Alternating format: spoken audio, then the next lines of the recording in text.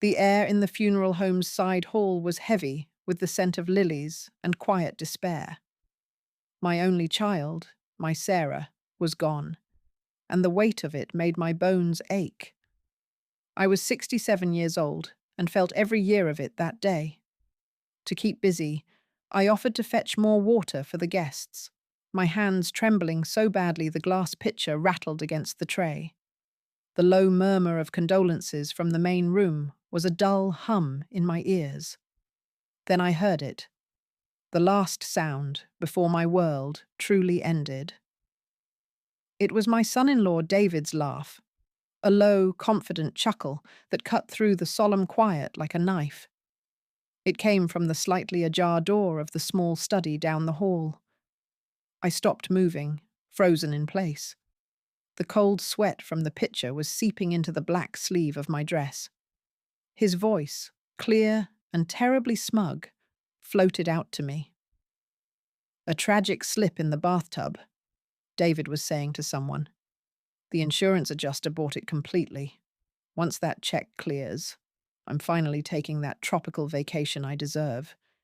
Kelsey's been so patient through all this." Kelsey, his 24-year-old intern.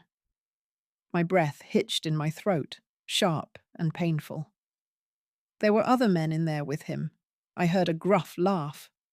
One of them said something I'll never forget, something about upgrading after a payoff. I stood there, the hallway walls seeming to close in. My Sarah. Her death wasn't a terrible accident. It was a financial transaction, a clean-up. The hollow grief that had been sitting inside me for days was suddenly flooded with a rage so cold and pure it stole what was left of my breath. This wasn't sorrow anymore. This was a revelation. I backed away silently, my heels making no sound on the plush carpet. Nothing else in my life mattered now but one thing: making him pay. I would spend every last cent, use every ounce of strength I had left. I am Eleanor Price, a grandmother, a widow, and in that moment, I just became a weapon. The funeral service ended in a blur of handshakes and tear-streaked faces. David found me, wrapping me in a hug that felt like a cage. His face was a perfect mask of sorrow, but I felt the lie in the very bones of him. "I'm so sorry, Eleanor," he murmured, his voice thick with fake emotion. "We'll get through this together."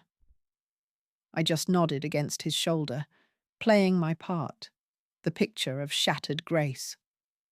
He pulled back, holding my shoulders. "I'll come by the house tomorrow," he said, his eyes glistening, "to help you start with her things. It's too much for you to face alone." I managed a weak, grateful smile that felt like it might crack my face. "Thank you, David. That would be kind." Inside, my mind was screaming. He wanted access to her house, to her things, probably to look for anything that might hint at the truth.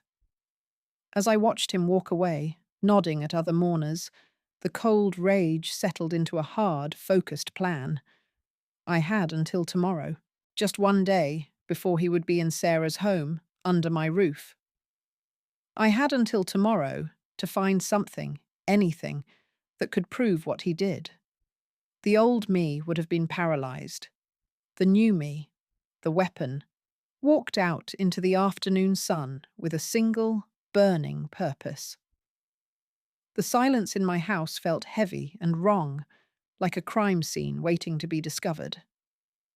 I walked past the door to Sarah's old childhood room and paused, my hand on the frame. It was completely untouched since she'd last visited. A perfect museum of a life that had been stolen from us. Every poster, every little knick-knack on the shelf, was a stab of memory. But I couldn't afford to stand there and drown in grief. I had to move. David, my son-in-law, would be here by noon, putting on his act as the heartbroken widower coming to sort through our daughter's things. I knew his game. I needed to find something he wouldn't think to secure. He would have all the official documents, I was sure of that. I needed something else, something digital. A memory clicked. Sarah was always so paranoid about her phone password. Years ago, over a cup of tea, she'd said something strange. "If anything ever happens to me, Mum, my password is your birthday backwards." I'd laughed it off, told her she watched too many of those thrillers. Now, the words echoed with a terrible meaning. Her old laptop was still here, left behind after her last stay. My fingers, stiff and clumsy, pressed the power button. The machine whirred to life, and that familiar login screen appeared, asking for a password. Taking a shaky breath, I typed in the reversed numbers of my birth date. Just like that, the desktop bloomed before me. My heart began to hammer against my ribs so hard I could feel it in my throat. I went straight for her email program, my eyes scanning quickly. I searched for David, for Kelsey, for insurance. Nothing obvious jumped out at first, and a wave of frustration hit me. Then I noticed a folder labeled simply House. I clicked it open. Inside were several scanned PDFs. The most recent one was a life insurance policy amendment. The date made my blood run cold. It was from just 3 months before Sarah died. I opened it, my eyes darting over the legal language. The amendment doubled the payout amount. And then I saw the beneficiary section. It no longer read Sarah Price, or in the event of her death, Eleanor Price. It had been changed. The new beneficiary was David Richter, solely. The signature at the bottom looked like Sarah's flowing script, but something was off. Below it was a notary stamp from a firm I'd never heard of. Swift Seal, LLC. Who were they? Sarah never mentioned them. This was it, my first real piece. I connected the laptop to my printer and hit print. In the dead quiet of the house, the whir and grind of the printer was the loudest sound in the world, each cycle feeling like a scream. The page slid out, warm in my hands. I held the proof of his betrayal just as the doorbell rang, sharp and insistent. I jumped, my whole body tensing. He was early. David was here. I quickly shoved the printed page deep under the couch cushion, my heart pounding like a drum in my chest. The key turned in the lock with a sharp, familiar click. He had a key. Of course he did, from when Sarah was still here. "Eleanor?" David called out, his voice dripping with that false concern I'd come to dread. He didn't wait for an answer. "I let myself in. Didn't want you to strain yourself getting up." He walked into the living room, holding a white bakery box that smelled faintly of sugar and butter. "Brought you some pastries from that shop you like," he said. But his eyes were busy, scanning every corner of the room. They lingered on Sarah's closed bedroom door, and I knew right then he wasn't here for pastries. He was here to see what I might have found, to check up on me. "That's kind of you, David," I said, my voice a fragile thread, barely above a whisper. I forced a small smile. "I was just sitting here, thinking." He nodded and sat down right beside me, too close for comfort. The couch cushion compressed under his weight, right over my hidden evidence. I could feel the edge of the paper poking into my leg, a dangerous secret. "We need to talk about the house, Eleanor," he began, his tone all business now. "Sarah's life insurance will take a while to process. You know how these things are. But my name is on the deed. For simplicity, it's probably best if I handle the sale. You can't manage this big place alone at your age." He was already cutting me out, consolidating his prize, and the threat was immediate and financial. If he sold the house, I'd have nowhere to go and no resources to fight him. The walls of this home, full of Sarah's memory, felt like they were closing in. I need time," I whispered, my hands trembling in my lap. I understand, he said, patting my hand with a damp, heavy palm. His touch made my skin crawl, and I had to resist the urge to pull away. But the market is hot now. I have a realtor friend who can move fast. No sense in waiting. He stood up, towering over me. I'll be in the bedroom, starting to box her things. Got to get ahead of it all. My sanctuary. His next conquest. He walked toward Sarah's room, and I felt a lump form in my throat. As he entered, I heard the faint buzz of his phone. He answered, his voice dropping to a low murmur. Hey, baby. Yeah, almost done here. The old bird is no problem. Then a pause. I held my breath, straining to hear. What? Are you sure? Damn it. He sounded suddenly tense, annoyed.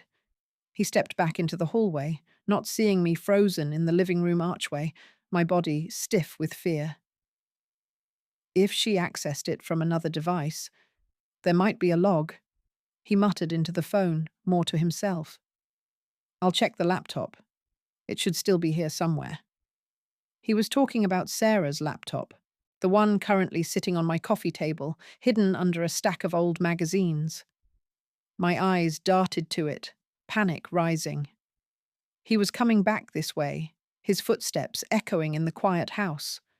I didn't move, couldn't move, as if rooted to the spot. The air felt thick, and every second stretched out, filled with the dread of what he might find. I thought of the printed page under the cushion, the secrets it held, and knew I had to protect them, for Sarah's sake. But how? With him so close, and getting closer. My mind went blank for 1 second of pure terror. Then instinct took over. As David's footsteps approached, I picked up the bakery box and fumbled it, sending a Danish sliding across the coffee table. Oh, goodness! I exclaimed, lurching forward to block his view of the laptop. I grabbed a napkin and made a show of clumsily mopping up invisible crumbs, my body a shield between him and the evidence. He stopped, annoyance flashing across his face. Let me help, he said. But his eyes were darting past me, searching the table. No, I've got it, I babbled, sweeping the magazine more securely over the laptop's corner.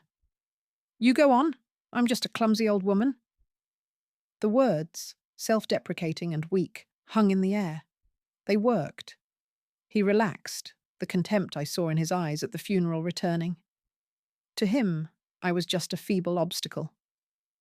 All right, take your time. He turned back toward the bedroom.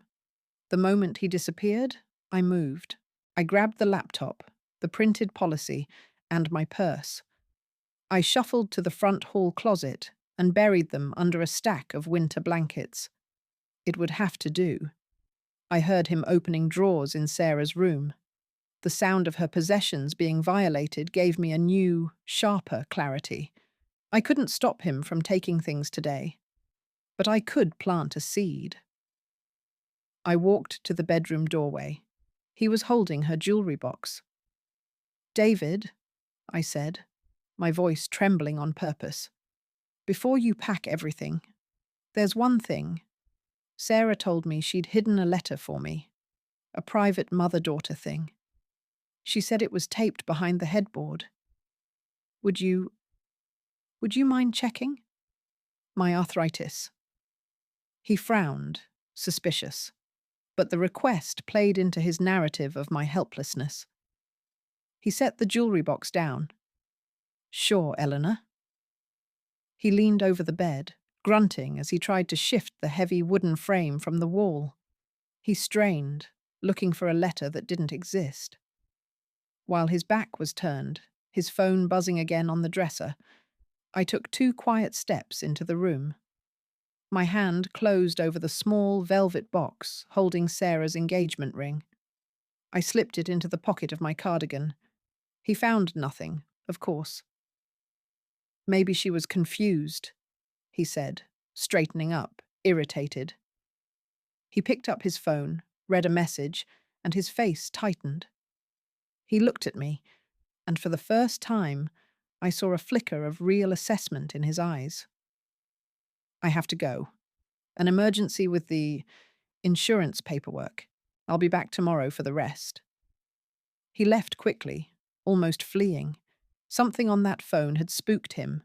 I had the ring, a symbol of his lie, and I had a deadline. One night. The silence after he left was heavy and thick, filling the house like a fog I couldn't push away. I stood there for a moment, my heart still racing. Then I went to the closet and carefully retrieved the laptop and that awful document. His sudden panic was a clear sign. He knew someone was looking into this. I had to move faster now, no time to waste. The notary stamp, Swift Seal, LLC, was my only real thread to follow. Sitting at my kitchen table, I took out my own tablet and did a quick online search. It was a mobile notary service, one of hundreds around here, but it had customer reviews. Scrolling through, one from 6 months ago stood out. Fast and discreet service at my home after hours. Thanks, Vince. The reviewer's name was Kelsey R. My blood went cold. Kelsey. That name sent a shock right through me. I wrote down the phone number listed on the site. Calling directly felt like a big risk. This Vince might be connected to David in some way. I needed to see him in person, to read his face when I mentioned certain things. Later that afternoon, I found a payphone outside the grocery store. My hands were a little clammy as I picked up the receiver. A man answered, "Swift Seal." I pitched my voice higher, making myself sound older and more confused. "Hello? I need a document notarized for my son. He said you came to his friend David's house? For his wife's insurance?" I let it trail off, playing the part of a dotty old woman. There was a long pause on the other end. "You have the wrong service," the man, Vince, said flatly. But his voice had tightened, just a little hitch I could hear. "I don't do house calls for that. Goodbye." He hung up abruptly. He was lying, and he was scared. I could hear it in his tone. Now I had a name and a reaction. What I needed was an address. I drove straight to the county clerk's office, making it just before they closed for the day. I remember business licenses are public record, so I walked up to the counter. The clerk was a bored young woman, barely looking up from her phone. I asked politely for the filing for Swift Seal, LLC. She sighed and brought it up on her computer screen. The registered agent was Vincent Rossi. The business address was just a P.O. box, but luckily, the filing included a home address for the LLC's sole member. It was an apartment in a mid-tier complex across town. I memorized it, repeating the street number in my head over and over. This whole trip risked exposure.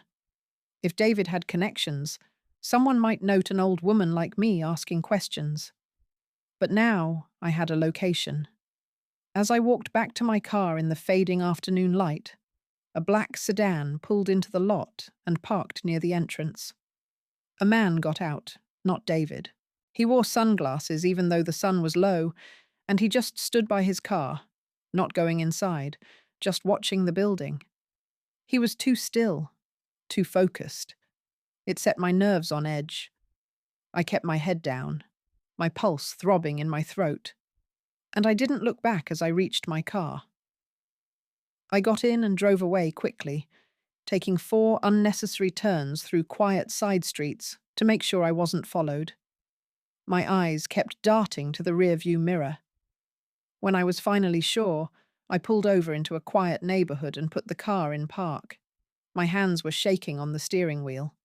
David wasn't just a murderer. He had help, a whole network maybe. And now, they might be looking for me too. The thought chilled me to the bone, making my stomach. I took a deep breath to steady myself. I had to get to Vince Rossi before they did. There was no other choice. The apartment complex was a bleak, three-story building with peeling paint and a potholed parking lot. I parked my sedan 2 blocks away under a flickering streetlight. My hands were steady now, cold with purpose. I had changed into a dark coat and tied a scarf over my hair. In my purse, I carried Sarah's engagement ring and the insurance document. They felt like anchors. I needed to get inside Vince Rossi's apartment, confront him with what I knew, and make him tell how David orchestrated the forgery. If he was involved, he might crack. If not, I might be walking into a trap. If I failed, I wouldn't just lose my safety, I'd lose the last chance for justice for Sarah. I walked briskly, keeping to the shadows. The night air was cool, with distant traffic humming. Apartment 2B was on the ground floor, around the back. The bulb above the door was out, casting the entrance in deep shadow. I hesitated, listening. No sound came from inside. I raised my hand to knock, but the door shifted inward under my knuckles. It was unlocked. A chill ran down my spine. That was wrong. Carefully, I pushed the door open to peer inside. The living room was dark, but light spilled from a hallway. I saw an overturned table and papers scattered on the floor. The place had been tossed.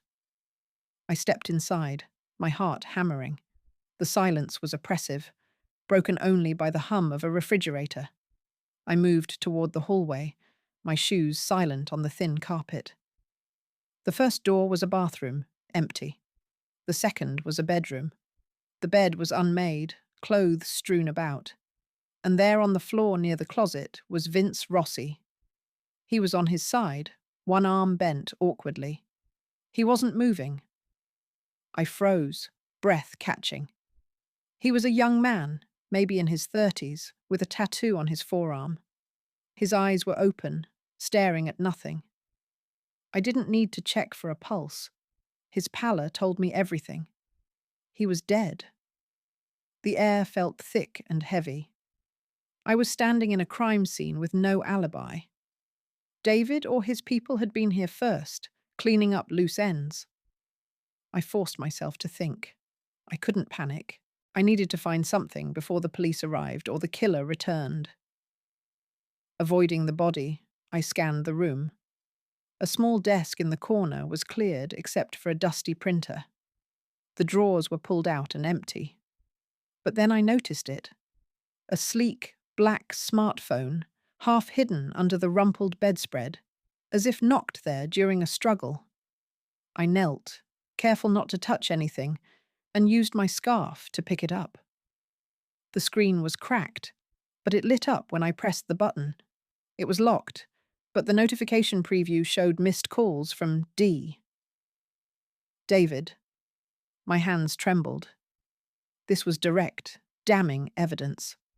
I pocketed the phone, mind racing. I had to get out. As I turned to leave, a floorboard creaked loudly in the hallway behind me. I wasn't alone. The sound was too deliberate, too close. I held my breath, listening. Another soft step, just outside the bedroom door. Someone was in the apartment with me. I glanced at the window. It was shut tight with a rusty latch. The only way out was through the door, past whoever was there. My muscles tensed, ready to move. A shadow fell across the doorway, blocking the light from the hall. I had nowhere to run. The figure in the doorway was tall, silhouetted against the light. For a second, I thought it was David, but the shape was wrong. He stood there, looking at me, then at the body. "Well," he said, his voice a low rumble. "This is a mess." He stepped in and I saw his face. Hard, with a scar. He wore plain clothes. Another one of David's men. My hand tightened on the phone in my pocket. All that mattered now was survival. I had to get past him. "I'm just a confused old woman," I stammered, backing up.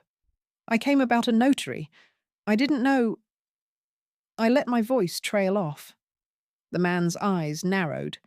He wasn't buying it. "You're Eleanor Price," he stated. He knew my name. That sent a jolt through me. David had marked me. "David said you might poke around. Didn't think you'd come here."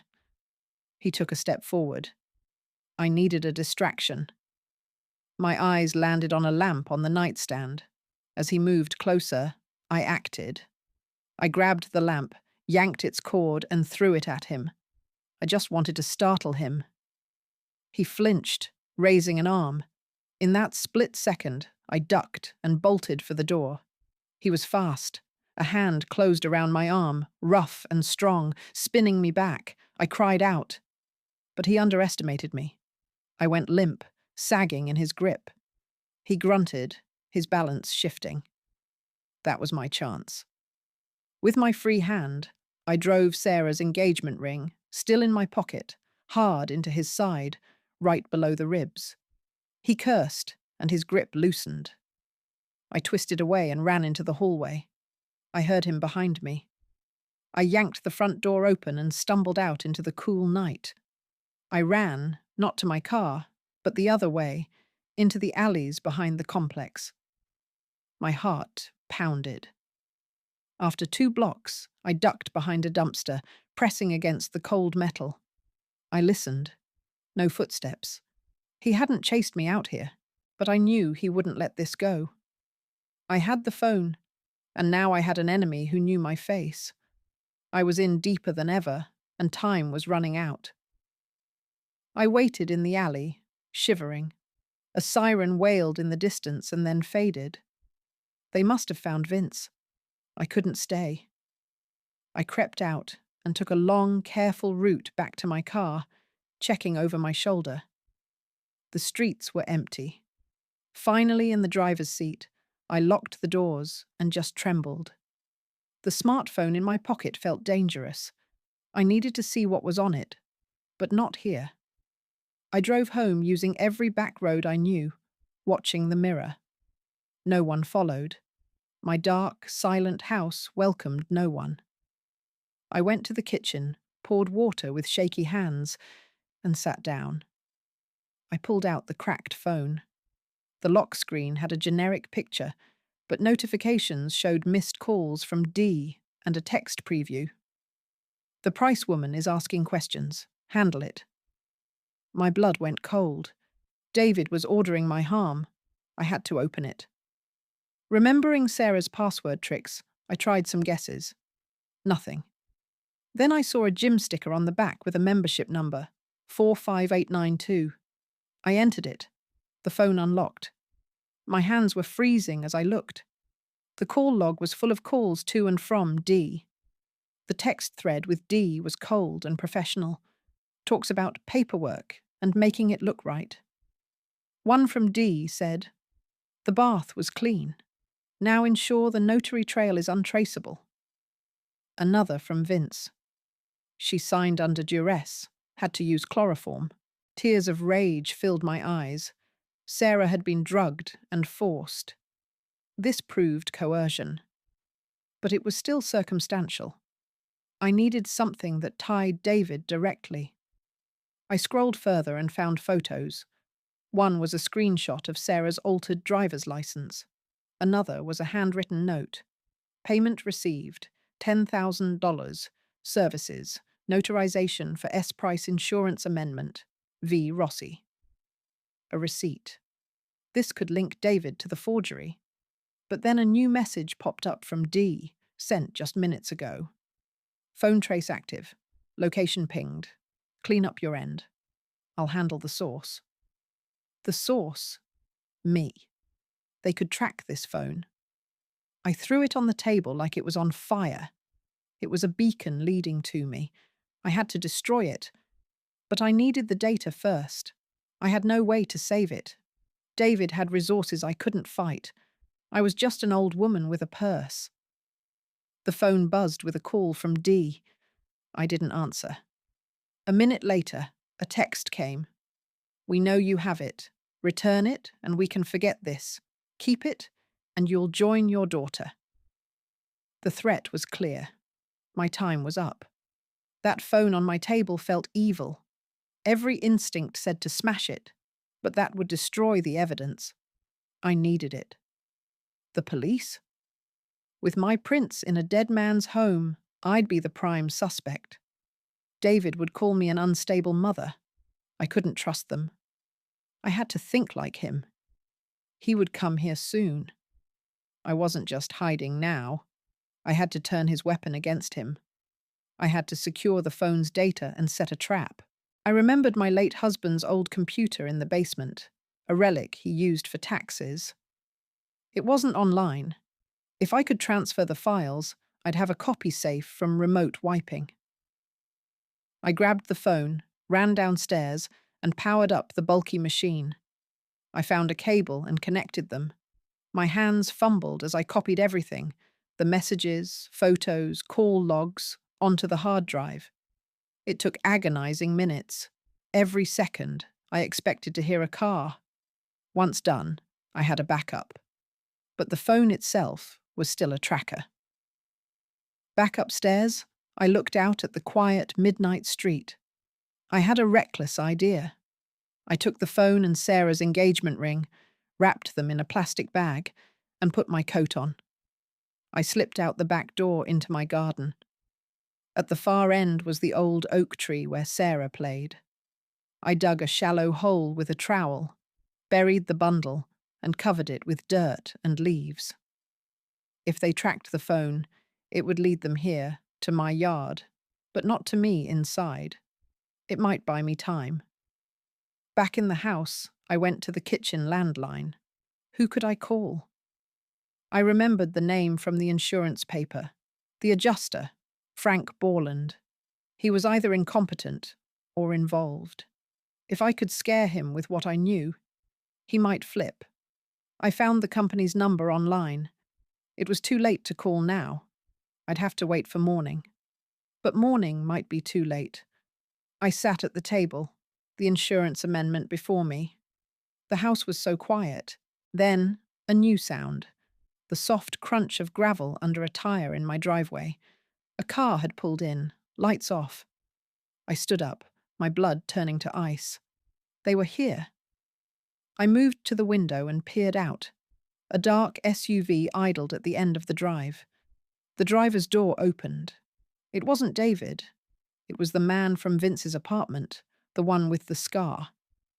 He stood there, looking right at my house, then started walking toward the front door. I backed away from the window. He was here for the phone and for me. The front door was locked, but the back door was only latched. I had seconds.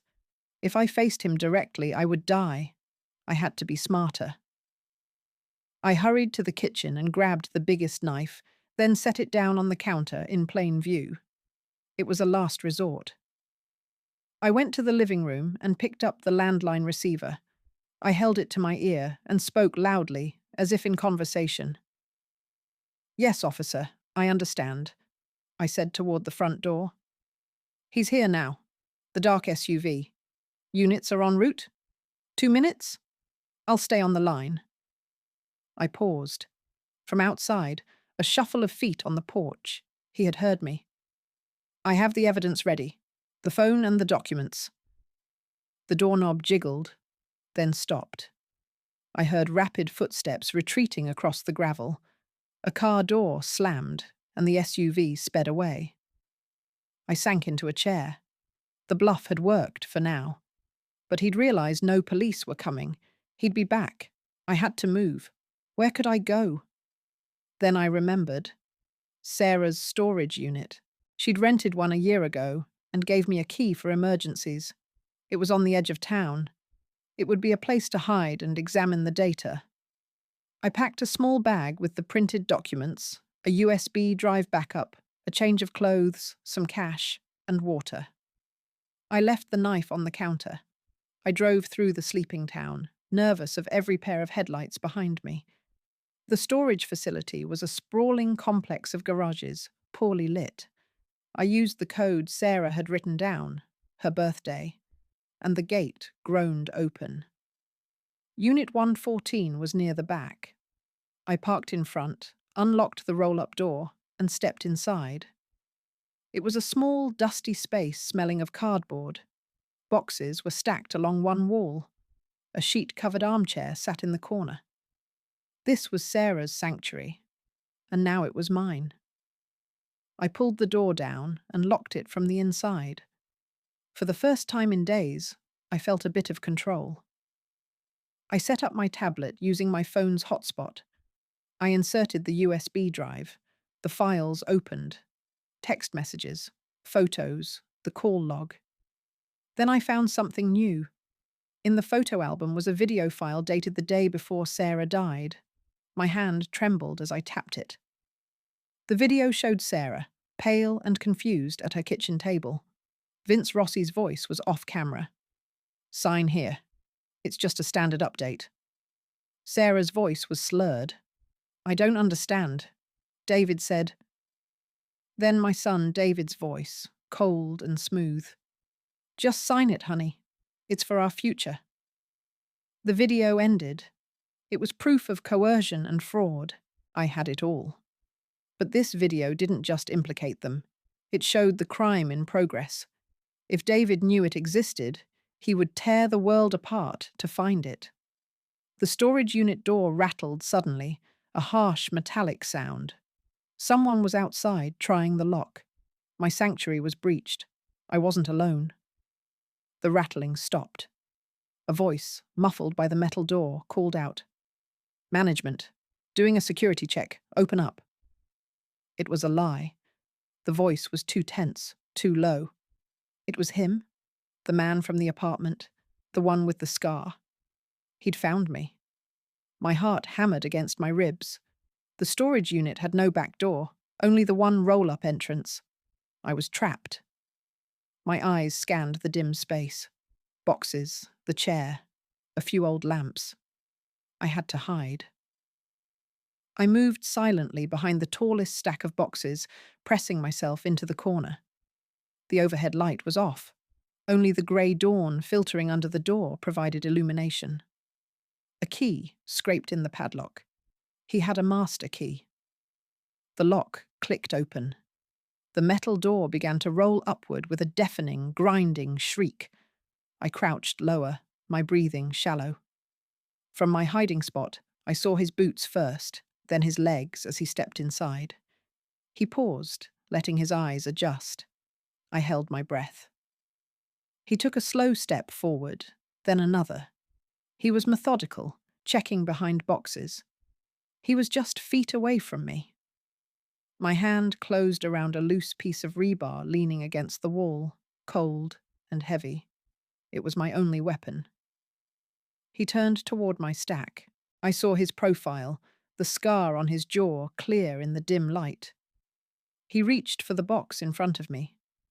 I didn't think. I swung the rebar low and hard, aiming for his knees. The metal connected with a sickening crack. He cried out, stumbling forward. I scrambled out from behind the boxes as he fell, clutching his leg. I didn't look back. I dashed for the open doorway, the morning air hitting my face. I heard his enraged shout behind me. My car was right there. I fumbled for the keys, my hands shaking violently. I got in, locked the doors, and started the engine. In the rearview mirror, I saw him limp out of the unit, his face contorted in pain and fury. He was making a call. I threw the car into reverse and sped out of the lot. I drove without direction, my mind racing.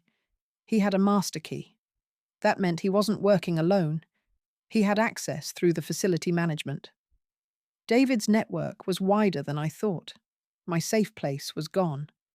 Worse, I'd left my bag inside, with the printed documents and the USB drive. All I had was the tablet in my passenger seat, which still had the video cached. The physical evidence was back there with him. I had to assume he had it now. My lead was gone. I was back to square one, but now they knew I had seen the video. The danger was now immediate and deadly. I needed a new plan, and I needed it immediately. I pulled into an all-night diner parking lot, the kind of anonymous place where nobody looks twice at a distressed old woman. I had to think. There was one person left who might talk. The insurance adjuster, Frank Borland. He was the official who called it an accident. He was either negligent or complicit. I had to find out which before David's man found me again. The diner coffee was bad, but it helped my hands stop shaking. I found Frank Borland. I looked him up on my tablet. He had an office on the west side and a home in the suburbs. I decided to go to his house. People are more vulnerable at home. It was a normal Thursday morning. I drove across town and parked down the street from his ranch house. A minivan was in the driveway. A family man. I waited an hour. A woman left with 2 kids. Good. He was alone now. I walked up and rang the bell. Frank Borland answered. He was in his 40s, tired-looking, holding a travel mug. "Can I help you?" he asked. "Mr. Borland?" I said. "My name is Eleanor Price. You handled the claim for my daughter, Sarah Richter." He went pale. "I'm sorry for your loss," he stammered, "but I can't discuss an active file. It's closed. You closed it." I kept my voice steady. "I have new information. May I come in? For your neighbor's sake." He heard the quiet threat. He swallowed and let me in. The living room was messy with toys. I didn't sit. "The notary, Vince Rossi, is dead. The signature was forged. There's video proof." I watched his face fall. It wasn't guilt. It was the look of a man who knew he'd made a huge mistake. "I didn't know," he whispered, sinking into a chair. The papers seemed okay. The stamp checked out. It was a rush job, pressure from the top. He was weak, not evil. That was useful. "You can fix this," I said. "Reopen the case. Report the fraud to your bosses and the police. Today." He shook his head, panicked. "My job, my family. David Richter has friends. He said there'd be trouble for delays." "There'll be worse trouble if you don't," I said, leaning in. "Accessory to murder. I have the video. I'll release it. Your name will be all over it." He put his head in his hands. I had him. "What do you want me to do?" he asked, voice hollow. "Call your boss right now. Say you have proof of fraud and are stopping the payout, then call the police. I'll wait." He looked at me, an old woman in his living room, and saw I meant it. He picked up his phone. As he dialed, I felt a flicker of hope. This could get the official wheels turning. But then, through the window, I saw a familiar black sedan slow down out front. It was the same car from the county clerk's office. They were watching me, or him. It didn't stop, but the message was clear. They were everywhere. Borland was talking on the phone, his voice shaky but cooperating. I had my official lever. Now I had to leave before that car came back. Because when David learned his money was frozen, he wouldn't wait. I left Frank Borland's house through his back door, cutting through yards to a different street. My car was parked near his home, but it was too risky now. They'd have the plate. I had to leave it. I walked 6 blocks to a bus stop, my body aching with deep fatigue. I boarded a city bus heading downtown, losing myself among the early riders.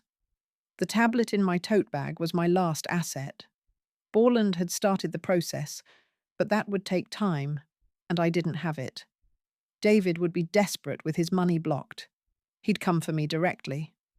I needed a final public strike to expose him completely and put me beyond his reach. I got off the bus near the public library. Inside, I found a quiet computer terminal. I created a new anonymous email account. I wrote a message detailing the fraud, coercion, and murder. I attached the video file and the screenshot of the text messages. I didn't send it yet. I needed the right recipients, local news investigators, the state insurance commissioner, the FBI white-collar crime tip line. But hitting send from here would show my location like a flare gun. I needed to be somewhere safe when the storm broke. I thought of Margaret, my oldest friend from teaching days. She lived in a quiet cottage an hour north. We hadn't spoken in months, but she would take me in. I called her from a payphone. Her voice was warm and familiar, a real balm. "Ellie? Good heavens, is everything all right?" "No, Marge," I said, my voice cracking with emotion. "I'm in trouble. I need a place to hide for a day. Can I come?" She didn't hesitate. "Come right now." I took a taxi to a car rental agency on the city's outskirts, using cash from my emergency fund. I drove north, watching the mirror, paranoia my constant companion. Margaret's cottage was tucked away in the woods. She hugged me tightly, asking no questions, just guiding me inside to her cozy kitchen. The normalcy was almost painful. I explained everything, showing her the video on my tablet. She wept for Sarah, then her face set into a grim line. "What do you need?" she asked. "An internet connection that can't be traced to me," I said. "And a witness." She nodded. "Use my desktop. It's old, but it's here." I set up at her computer. I attached the files to the email. My finger hovered over the send button. This was the point of no return. Once sent, David's life would unravel. But he'd know it was me, and his last act would be revenge. I was risking my friend's safety now, too. I took a deep breath and clicked send. The email whooshed away. A hollow finality washed over me. It was done. Now we waited. Margaret made tea. We sat in her living room as the afternoon light faded. The silence broke when her landline rang. We both jumped. She answered. "Hello?" Her face changed. "Who is this?" She listened, eyes widening. She held the phone out to me, her hand trembling. "It's for you," she whispered. "He says he's your son-in-law." The phone felt like a live wire in my hand. I answered. "Hello, David." His voice was calm, smooth, and chilling. "Eleanor, I see you've been busy. You've caused problems." I stayed quiet. "I have a proposal," he said. "Recall the video. Sarah was unwell, depressed, talking about harming herself. I was trying to get her help. That video looks bad out of context, but with my testimony it shows a grieving husband and unstable wife. The police believed it before." My blood ran cold. He was painting Sarah as suicidal and me as a vengeful old woman. "What do you want?" I asked flatly. "Recant," he said.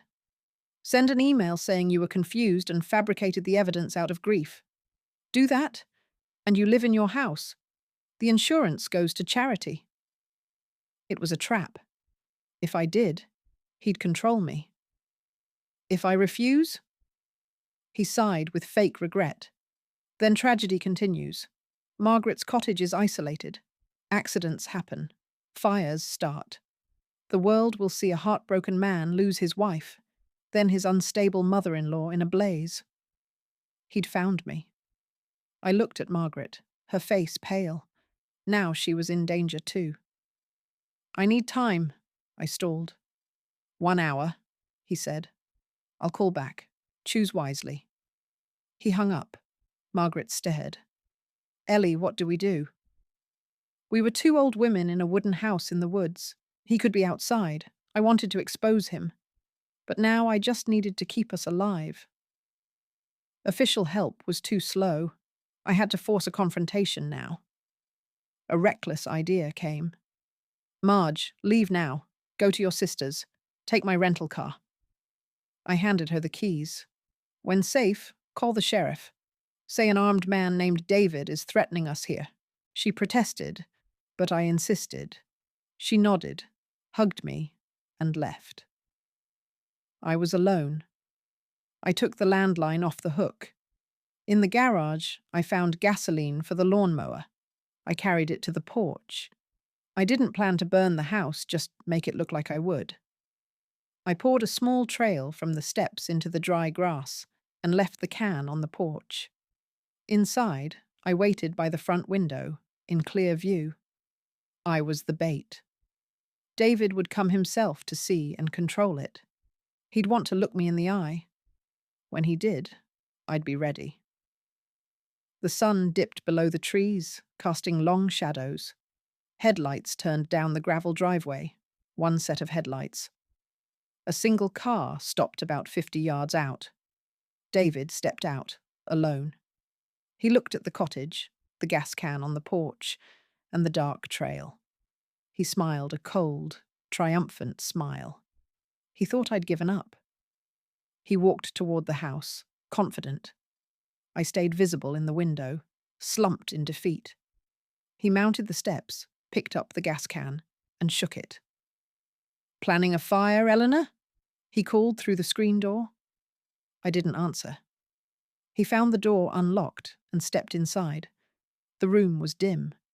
He saw me by the fireplace.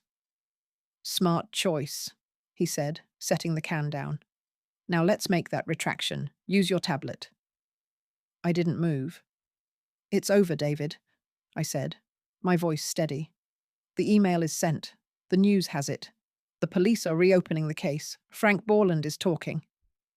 His smile vanished. Panic, then rage. "You stupid old woman," he hissed. "I offered you a clean way out." He took a step. "It's your word against mine. And you'll be gone? A suicide? Just like your daughter." He lunged. I was ready. My hand found the heavy iron poker beside the fireplace.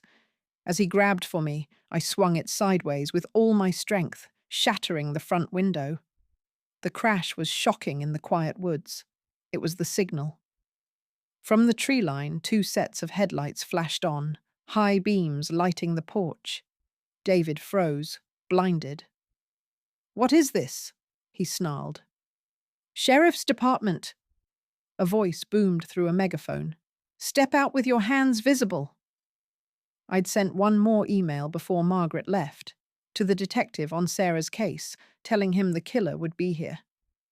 David looked from the lights to me, pure hatred in his eyes. "You think this saves you?" he whispered. "I'll say you attacked me." But then a second voice called out, "David Richter, this is Detective Miller.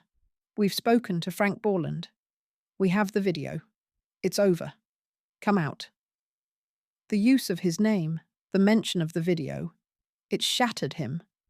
I saw the certainty drain from his face, replaced by raw fear. He backed away toward the kitchen, looking for an exit. "There's nowhere to go, David," I said. He spun, eyes wild. For a second I thought he might rush me, but the fight was gone. He slumped against the wall, head in his hands. Outside, officers moved in. The door opened. An officer saw me with the poker, and David defeated. "Ma'am, are you hurt?" I let the poker fall. "No," I said quietly. "I'm not hurt anymore." They took David away in handcuffs. He didn't look at me. I stood on the porch wrapped in a blanket and watched the red tail lights disappear down the driveway. The silence of the woods returned, but it was a different silence now. It was over. They took my statement in Margaret's living room.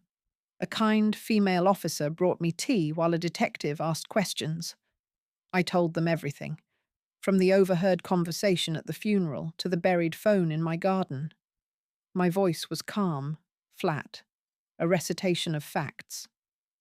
I showed them the files on my tablet. The detective, a man named Miller with tired eyes, nodded gravely. "We'll need that as evidence," he said. "We have Mr. Richter in custody. He's already asking for a lawyer." That didn't surprise me. David would fight until the end. The officers finished and left just before dawn. Margaret returned, and we sat together in silence as the sun rose. I went home later that day, escorted by a patrol car.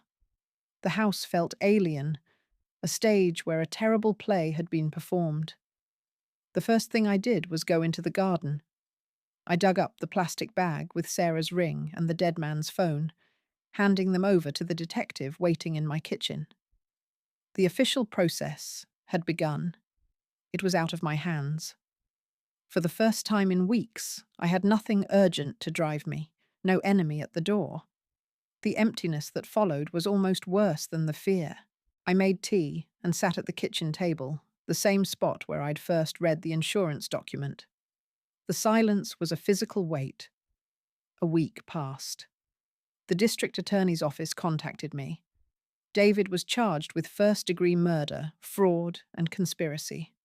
Kelsey, the intern, had been picked up for questioning and, faced with the video evidence, cut a deal. She admitted to being David's alibi and to setting up the notary. The man with the scar, an ex-cop David hired for security, was also in custody for the murder of Vince Rossi. The net was closing tightly. I was told the case was strong, but a trial would be long and brutal. I would have to testify. The thought of seeing David in a courtroom, of having to speak about Sarah's last moments in front of strangers, made me feel ill. But I would do it. This was the final price to pay. One afternoon, a courier delivered a legal envelope. It was a notice from David's civil lawyer. He was contesting Sarah's will, which left her personal possessions to me, and disputing my right to remain in the house. Even from jail he was fighting, using the law to harass me. It was a petty, vicious move, designed to drain my spirit and resources.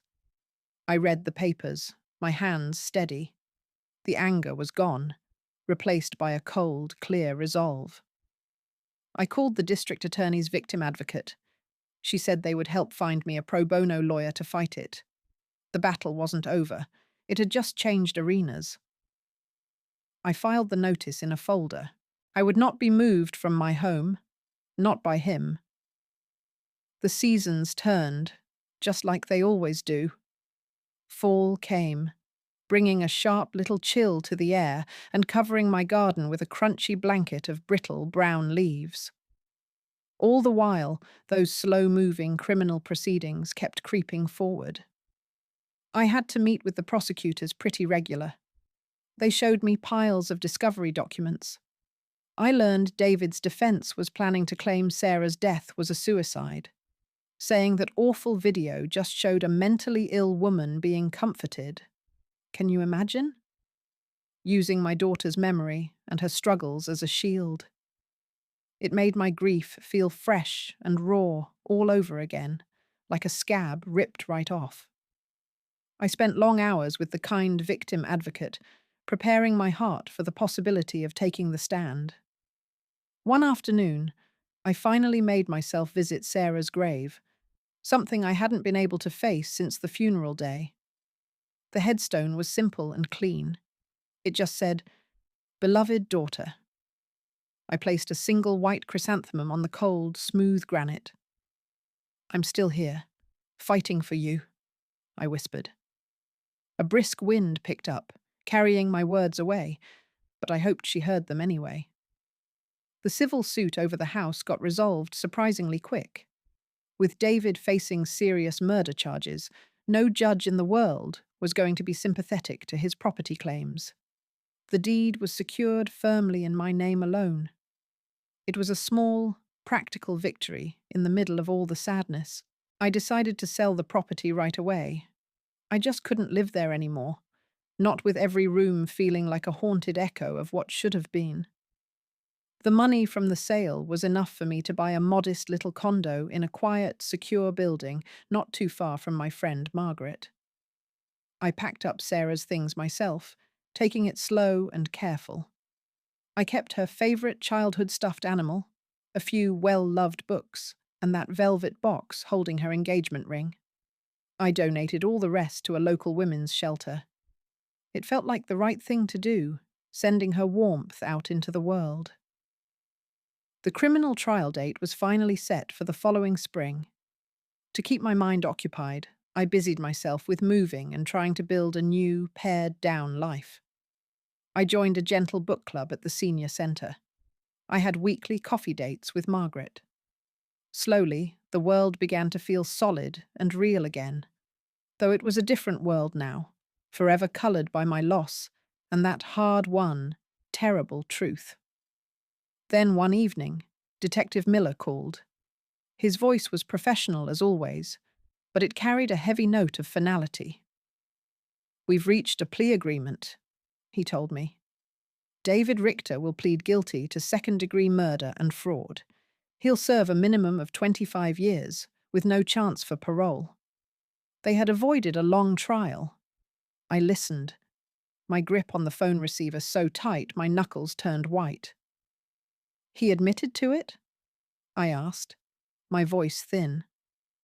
"To the coercion and the forgery, not to premeditation, but the evidence was overwhelming. This guarantees he's gone for good, for a very long time." I thanked him quietly and hung up. So there would be no big courtroom confrontation, no public reckoning where I could finally look him right in the eye. It was just a cold, bureaucratic ending. A part of me felt a little cheated out of that moment, but the larger part of my heart just felt an immense, weary wave of relief. However it arrived, it was finally over. I didn't go to the courthouse for the sentencing. I just couldn't. I found out what happened the same way I first learned David was arrested, by reading the morning paper over my breakfast toast. There it was, on page 4. David Richter, aged 42, was sentenced to 25 years to life in prison. They had printed a small, grainy photo of him standing there in a dark suit, his head bowed low as the judge spoke. Looking at that picture, I felt nothing. He looked like a complete stranger, a man I had never shared a holiday meal with, never trusted with my daughter's heart. I took my scissors, clipped the article out neatly, and filed it away in the old manila folder with all the other clippings and official documents. I didn't really need to keep it, I suppose, but it felt like a necessary artifact, a final piece of proof that this long, terrible ordeal had truly happened. It was evidence that I hadn't just dreamed the whole awful thing up in some sad, lonely moment. My new condo is peaceful. It has a small wrought-iron balcony that overlooks a tidy courtyard where a single birch tree grows. This morning, I made myself a strong cup of Earl Grey tea and carried it outside to sit. The early autumn air had a lovely, crisp coolness to it, and the sky was a clear, pale blue, without a single cloud. I held Sarah's engagement ring in my hand. I'd taken it from its box in my jewelry case, just to look at it. I turned the ring over in my palm, watching how the morning sun made the little diamond catch and sparkle. It was just a stone in a setting, after all. A beautiful thing. But it wasn't her. I'd thought about selling it many times, using the money for a donation in her name. But sitting there, I knew with a quiet certainty that I would never part with it. It had finally stopped being a symbol of David's terrible lie to her, to all of us. Now it felt like a tiny, solid piece of her own joy, saved from a time before everything went so horribly wrong. A happy memory made physical. I slipped it gently back into its velvet-lined box. I have a quiet routine these days, and I find a lot of comfort in it. I take a long walk every morning around the neighbourhood, noticing the gardens. I call my sister, Margaret, every Tuesday and Friday without fail. I read historical novels from the library. The sharp, stabbing edges of the grief have finally softened.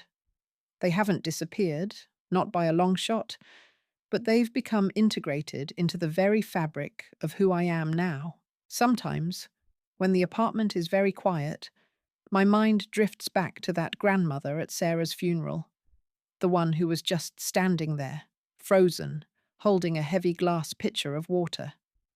She seems like a person from another lifetime, someone I can barely recognize.